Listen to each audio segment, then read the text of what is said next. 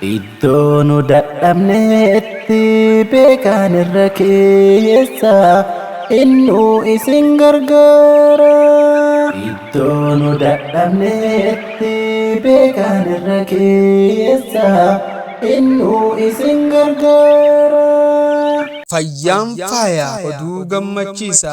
Assalaamu alaykum warahmatullahi wabarakaatu. Duraan dursee salaamtaan teenya tanonni irraa haati qilleensa gubbaan gaaraaf laggeen qaxxaamurtee hunda keessan bakka jirtanitti isin nuuf haadha qabdu isiniin jenna.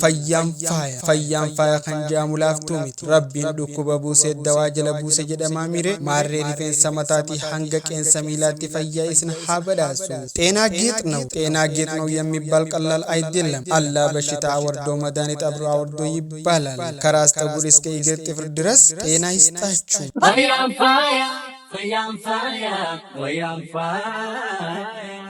jirtuu isinin jedha manni qoricha aadaa Daaruu Ruqyaa Shariyaa kan aanaa Loodee Heexoosaa ganda Tulluu Beegoo magaalaa Jiddaatti argamu. Manni qoricha aadaa Daaruu Ruqyaa Shariyaa kun damee lama kan qabu yommuu ta'u, dameen isaa inni tokko aanaa Loodee Heexoosaa ganda Tulluu Beegoo magaalaa Jiddaatti kan argamu yommuu ta'u, dameen isaa inni lammaffaa ammoo magaalaa Dheeraa ganda Dirree Harooreessaatti argama. Fayyaan qabeenya gatiin isaa hundaa oliitii koottaa yaalamaa isinin jedha. Manni qoricha aadaa Daaruu Ruqyaa Shariyaa kan ogeessa fayyaa ogummaa fayyaatiin guutame Sheekh Arabuu Guuruu Tolaa imaama masjidu Sahaatiin kan gad dhaabbate yommuu ta'u, ogeeyyoonni jechuun isaan waliin hojjechaa jiranis ni jiru. Kanneen akka Hadisee Sheekh Arab Boruu, Izzaddiin Sheekh Arab Boruu, Malika akkasumas Sheekh Ahmad Haajii Sheengalchuu dabalatee ogeeyyoota jeccimaa of keessaa kan qabudha. Warreen dhukkuba adda addaatiin rakkachaa jirtan wallaansa bifa gaarii ta'een isaan biraa argachuu ni dandeessa. Iddoon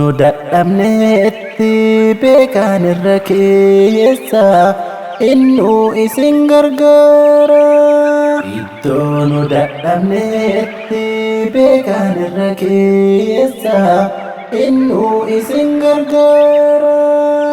በአሁኑ ወቅት የመድኃኒት ቤት ተመርቆ ወይም ዳሩር ሩቅያ ሸሪያ ተመርቆ ከበፊቱ በተለየ ሁኔታ ወደ ስራ ለመግባት የሚያስፈልጉ ቅድመ ሁኔታዎችን ሁሉ አጠናቋል። ይህ ምረቃ ፕሮግራሙ የሸዋል ወር መብቂያ ላይ ተጀምሮ ለሶስት ቀናት የሚቀጥል ይሆናል። ስለሆነም ለምረቃ የቀሩት ጥቂት ቀናት ብቻ ስለሆነ ሁላችንም እንዲሳተፍ ጥሪ እናቀርባለን። በይህ የምረቃ ስነ ስርዓት ላይ ከተለያዩ ቦታዎች ይመጡ በረከት እንግዶች ስለሚኖሩ ከተለያዩ ቦታዎች ይመጡ በረከት እንግዶች ስለሚገኙ ሁላችሁም መጣችሁ የይሄ ፕሮግራም ተሳታፊ እንድትሆኑ እንጋብዛችኋለን። የሮ አማንተና ማኒ ቆርቻ ኩን ኤቢፈሜ ሐላ አደቴን ከንዱራኒ ጫላ ሆጂት ገሉ አልዱሬ በርባጅ ሁንደ ጡሙሬ ኤቢቲ ኢሳ ሸዋለ ጡሙሬ አችራ ጉዮ ተሰዲፍ ከንቲ ፉፉዳን ከናፉ ኤባፍ ጉዮ ተቁባለካው ሙቆፋቱ አፌ ዋንቴ ይረቲ ሃሂርማን ኤቤ ኢሳ ከነ ይረቲ ኬሱሞኒ ገረገራ ባየ iddoo garagaraa irraa irratti ni argamu waan ta'eef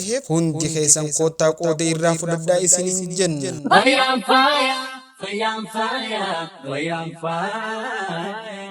dhukkuboonni isaan hayyama rabbiitiin wallaalan kanneen armaan gaditti argamuudha. Dhukkuba sihirii, dhukkuba kintirootii, dhibee sammuu, madaa mataa, madaa qaamaa, dhukkuba ilkaanii, dhukkuba fincaanii, dhukkuba cirracha kalee, dhibee macarroo, dhibee dhiigaa, kaansarii harmaa, kaansarii gadaameessaa, kaansarii garaa, rakkina xurii dugdaa, bo'oo, dhukkuba tiruutii fi kanneen kana fakkaatan dabalatee eega rabbiitii dhukkuboonni baay'een isaanii wallaansa gaarii ni argatu. Odeeffannoo dabalataatiif lakkoofsi bilbilaa duwwaa 913 31 akkasumas duwwaa 926 duwwaa 684 86 irraan argachuu ni dandeessan.